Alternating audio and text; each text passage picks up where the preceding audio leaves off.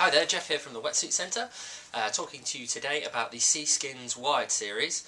Essentially we're going to do both suits at once here, and kill two birds with one stone.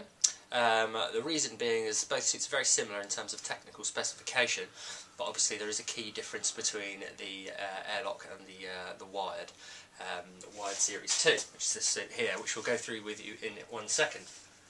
The fundamental features of both suit, basically the chest zip system, which is pioneered by Seaskins in terms of how long they've actually been doing it.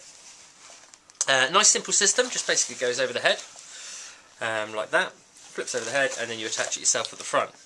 Okay. Now the good thing about this system is it allows them to bring the neoprene up very high on the collar here, as you can see. Makes it quite tricky to get in and out of the wetsuit, but they bring up the neoprene so high on the actual suit that it completely seals it when it goes over the head, like that.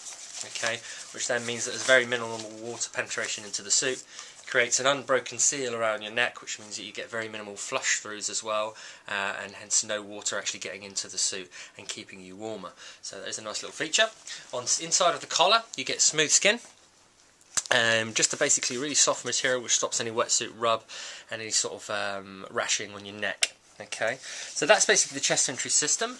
It makes it quite tricky to get into, as we say, but it's definitely worth it, because the harder it is to get into, the harder it is for water to get into the suit as well. Next thing is the liquid taping, which is this stuff on the seams here. Now basically the seams are completely sealed off, so if you have a little look on the inside and demonstrate that.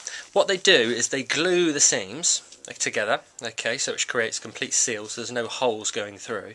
Then they stitch them to make them nice and robust, and then over the top of that they then liquid tape the seams just to make them really waterproof, watertight, and very, very robust, okay, which gives these suits, doesn't affect the flex of the suit in any way, but as I say, makes it very watertight. That runs through the whole suit. Okay, so you can imagine this is completely sealed. I can't imagine there'll be much water getting into the suit at all unless you fall off at velocity. Knee pads, Duraflex knee pads is a material they use on the knees, which is very robust, stops the suit wearing through in the sort of key critical areas there. Minimal panels, as you can see, there's very minimal panels on the suit. They use as little seams on the suit as possible, which gives it loads of flexibility, and also make sure that there's less amount of area for the water to get into the suit, which should be pretty much none in the case of this suit. Okay, you've got a little toggle on the side here, allows you to tighten up the chest zip and really seal it. Inside the wetsuit, if we delve inside a little bit, there's plenty of thermal lining. Okay, now this is a wicking material, they call it as well, a polypro wicking material, which basically carries water away from the body, which should keep you dry and keep you very warm. This is a kind of a fleecy material as well, which is basically like thermal underwear. As the heat leaves your body, instead of actually sort of leaving and sort of losing the heat out through the wetsuit, this will keep it insulated and keep the heat inside the suit and keep you very, very warm. And that runs through right to the bottom of really near your knees, right front and back as well. So a huge amount of thermal lining, which you can imagine will keep you very warm in the winter months. Makes the suit quite heavy. Okay, so the suit isn't the lightest suit in the market, not the most flexible, but very, very warm. Okay, and you get a huge amount of technology for your money. Which brings us to the critical question, I should say. It's the difference between this and the airlock, which is the more expensive of the two suits. Now essentially it comes down to the airlock neoprene, which is the sort of honeycomb effect that you can see on the suit here. Okay, and it's demonstrated as I pull it tight. Hopefully you can see that. Basically what it is 3 layers of neoprene sandwiched together, and the middle layer of neoprene has little potholes in it, basically like a honeycomb effect. And what that does is, as heat leaves your body, normally the way neoprene works, the water in the neoprene would warm up and then use that warmth to insulate your body.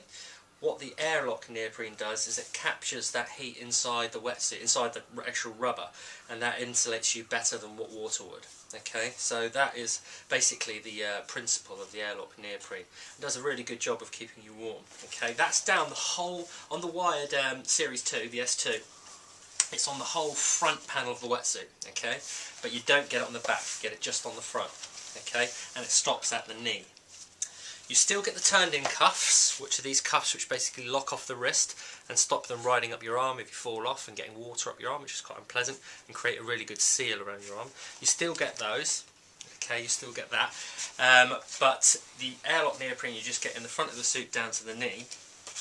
With the actual airlock wetsuit, which is Seaskin's flagship wetsuit, that airlock neoprene, you get the whole way through the front, and you actually even get it right down to your shins, down to your ankles should I say, which you can see demonstrated at the end there. You can see that honeycomb effect.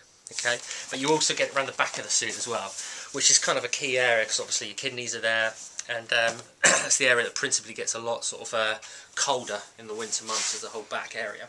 So you get that airlock neoprene right through the back of the suit as well, which does a lot in terms of keeping you warmer. Both suits also have a technology which is called the quick dry polypo neoprene, which basically means it dries quickly. So it's sort of horrible when you have to get into, say if you want to surf twice in one day. It's always a nasty experience to have to get back into a cold wet wetsuit in January when it's absolutely freezing. So the idea of this is that it will dry up nice and quickly for you, so you don't have to get back into a cold wet wetsuit. Fundamentally, the difference between the two then is the airlock neoprene on the back of the suit. I'm sorry if I've missed anything else, if anyone knows better, but that seems to be the only real difference between the two suits.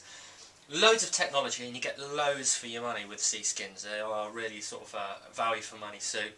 Extremely warm, really nice and sort of thick, hard wearing suits. Downsides, as they are quite hard to get into, because obviously you can see that sort of entry system there, and perhaps not the lightest suit on the market. Very heavy because of all that technology, all of that polypro inside the suit doesn't make them the most sort of performance-y suit on the market. So if that's a key sort of feature to you, then maybe try one on and see how you get on, but it might not be the ultimate suit for that kind of thing. But in terms of warmth and value for money, both suits fantastic, really good value for money, and will definitely keep you warm this winter. That's the Seaskins Wide series.